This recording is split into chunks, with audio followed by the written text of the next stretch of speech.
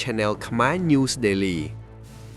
បងប្អូនធ្លាប់ស្រមៃទេថាបើយើងជិះយន្តហោះមួយដែលរ៉ាដាចាប់មិនបានមើលមិនឃើញហើយហោះលឿនដោយប្លែកបន្ទោតើវាអស្ចារ្យប៉ុណ្ណាថ្ងៃនេះយើងមិននិយាយរឿងក្នុងកុនទេតែយើងនិយាយរឿងពិតរឿងរបស់នាគរាជសួរមកពីប្រទេសចិនបាទខ្ញុំកំពុងនិយាយអំពី J20 ឬគេស្គាល់ថា Mighty Dragon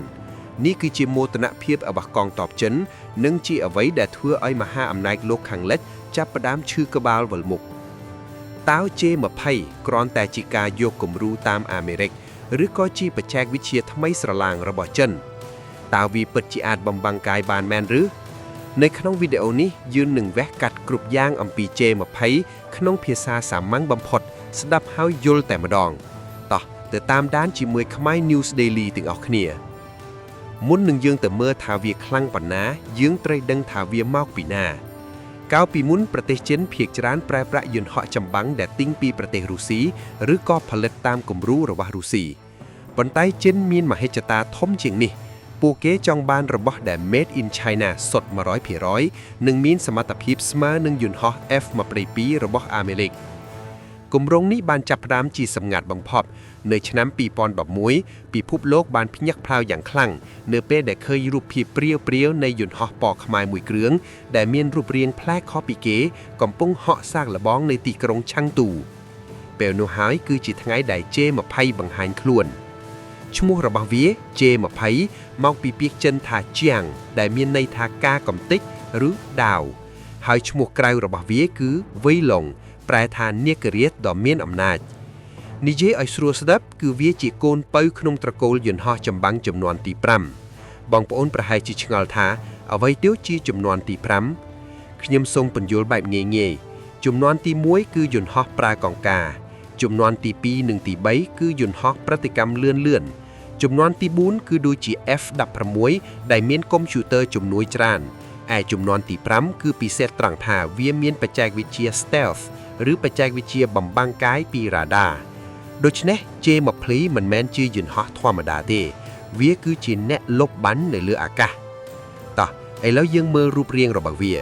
បើបងប្អូនមើលមួយផ្លែត J20 មានរាងដូចជាយានអវកាសក្នុងរឿងវិទ្យាសាស្ត្រវាមានប្រវែងវែងជាពិសេសគឺវែងជាង F-22 របស់អាមេរិកទៅទៀត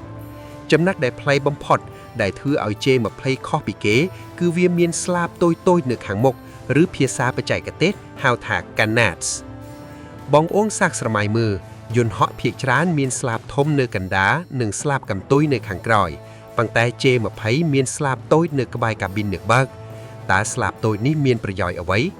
វាជួយឲ្យយន្តហោះអាចងើបបត់បែនបានរហ័សបំផុតដូចជាត្រីហែលខ្លងទឹកអញ្ចឹងពេលហោះលឿនស្លាបនេះកាត់ខ្យល់ពេលហោះយឺតស្លាបនេះធ្វើឲ្យវាមិនធ្លាក់ការរចនាបែបនេះគឺឆ្លាតណាស់ប៉ុន្តែក៏ពិបាកធ្វើណាស់ដែរវាត្រូវការកុំព្យូទ័រគណនាលឿនបំផុតដើម្បីកុំឲ្យយន្តហោះក្រឡាប់នេះបញ្ជាក់ថាប្រព័ន្ធកុំព្យូទ័ររបស់ចិនមិនធម្មតាទេតួខ្លួនរបស់វាស្រោបទៅដោយសារធាតុពិសេសម្យ៉ាងដែលអាចស្រូបយករលករបស់រ៉ាដានិយាយឲ្យលេងសើចគឺដូចជាវាពាក់អាវធំបំបាំងកាយរបស់ Harry Potter អញ្ចឹងរ៉ាដារបស់សត្រូវអាចនឹងមើលឃើញវាប៉ុន្តែឃើញតូចខ្លាំងប្រហែលនឹងសត្វបាសមួយក្បាលប៉ុណ្ណោះដល់ពេលដឹងថាជាយន្តហោះចម្បាំងគឺហួសពេលទៅហើយចំណុចនេះសំខាន់ណាស់បងប្អូនយន្តហោះទោះបីជាទំនើបយ៉ាងណាបើម៉ាស៊ីនខ្សោយគឺចប់ហើយនេះគឺជាចំណុចឈឺចាប់របស់ចិនអស់រយៈពេលច្រើនឆ្នាំកាលពីមុន J20 ប្រើម៉ាស៊ីនរបស់រុស្ស៊ីម៉ាស៊ីនរុស្ស៊ីខ្លាំងប៉ុន្តែវាមិនសូវស្ងាត់និងស៊ីសាំងខ្លាំងវាមិនសមស្របចំពោះយន្តហោះបំបាំងកាយបើរ៉ាដាមើលមិនឃើញតែម៉ាស៊ីនលាន់ឮដោយផ្គើលន់ឡាននិងបញ្ចេញកម្ដៅខ្លាំងគេនឹងចាប់បានតាមរយៈកម្ដៅវិញប៉ុន្តែព័ត៌មានថ្មីចុងក្រោយគឺចិនបានផលិតម៉ាស៊ីនដែលខ្លួនឯងបានជោគជ័យហើយនោះគឺម៉ាស៊ីន WS-10C និងម៉ាស៊ីនចំនួនថ្មី WS-15 ម៉ាស៊ីន WS-15 នេះហើយដែលគេហៅថាបេះដូងនាគរាជពិតប្រាកដវាអនុញ្ញាតឲ្យ J20 អាចហក់ក្នុងល្បឿនលឿនជាងសំឡេងដោយមិនចាំបាច់ប្រឹងខ្លាំងនិងជំនួយសាំងនិងមិនចាំបាច់ធ្វើឲ្យកម្ដៅខ្លាំងនៅពេលដែល J20 បំពាក់ម៉ាស៊ីន WS-15 ពេញលេញវាប្រៀបដូចជាខ្លាដែលដកស្លាបវាអាចហក់ទៅឆ្ងាយជាងមុនលឿនជាងមុននិងរត់គេចពីមីស៊ីលបានស្រួលជាងមុន ឥឡូវយើងនិយាយរឿងវាយតបគ្នាម្ដងទៅតើ J20 មានអ្វីសម្រាប់វាយប្រហារបងអូនត្រូវចាំថា J20 គឺជាយន្តហោះបំបាំងកាយដូច្នេះវាមិនអាចព្យួងគ្រាប់មីស៊ីលនៅក្រោមស្លាបដោយយន្តហោះធម្មតាបានទេបើព្យួងនៅខាងក្រៅរ៉ាដានឹងចាប់បានភ្លាមដូច្នេះវាត្រូវលាក់គ្រាប់នៅក្នុងពោះរបស់វាមានទ្វារសម្ងាត់នៅខាងក្រោមពេលត្រូវបាញ់ទ្វារនឹងបើកមីស៊ីលធ្លាក់ចុះហើយទ្វារបិទវិញភ្លាមលឿនណាស់អាវុធដ៏គ្រោះថ្នាក់បំផុតរបស់វាគឺមីស៊ីល PL-15 នេះគឺជាមីស៊ីលរយៈចម្ងាយឆ្ងាយវាអាចបាញ់បានចម្ងាយជាង200គីឡូម៉ែត្រគំនិតរបស់ J20 មិនមែនចូលទៅវាយគ្នាគៀកៗដោយក្នុងរឿង Top Gun ទេ J20 ដើរតួជា Sniper នៅលើអាកាសវាប្រើរ៉ាដាដ៏ខ្លាំងរបស់វាមើលឃើញសត្រូវពីចម្ងាយនិងបាញ់ PL-15 ទៅគំតិចសត្រូវមុនពេលដែលសត្រូវដឹងថា J20 នៅទីណាក្រៅពីនេះវាក៏មានមីស៊ីលរយៈជិតឈ្មោះ PL-10 សម្រាប់ការពារខ្លួនពេលអាសន្នដែរអ្វីដែលពិសេសគឺមីស៊ីល PL-10 នេះអាចបត់បែនបានកាច់កុំយ៉ាងខ្លាំងសូម្បីតែស្ត្រីហក់គេចយ៉ាងណាក៏ពិបាករួចខ្លួនដែរសំណួរដែលបងប្អូនតែងតែសួរ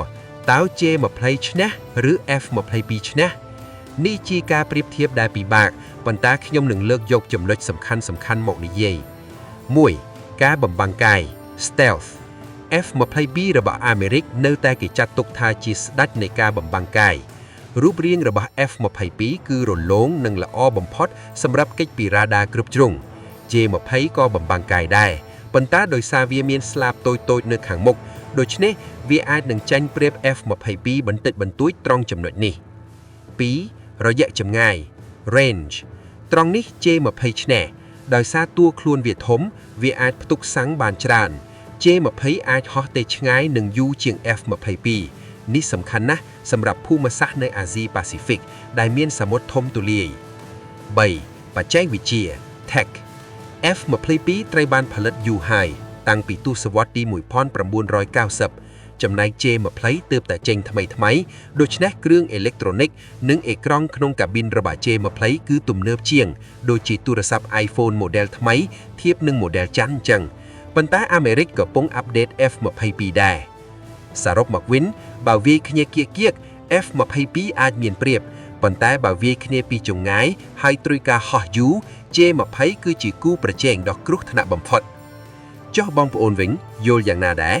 តើបងប្អូនគិតថា J20 អាចយកជ័យជំនះលើ F22 បានដែរឬទេប្រសិនបើមានការប្រយុទ្ធគ្នាមែនទែនទៅសូម comment នៅខាងក្រោមប្រាប់ខ្ញុំផងប្រសិនបើបងប្អូនពេញចិត្តវីដេអូនេះសូមជួយចុច like share និង subscribe Channel Khmer News Daily ដើម្បីទទួលបានព័ត៌មានយោធានិងចំណេះដឹងថ្មីៗជារៀងរាល់ថ្ងៃសម្រាប់ថ្ងៃនេះខ្ញុំបាទសូមអរគុណនិងសូមជម្រាបលា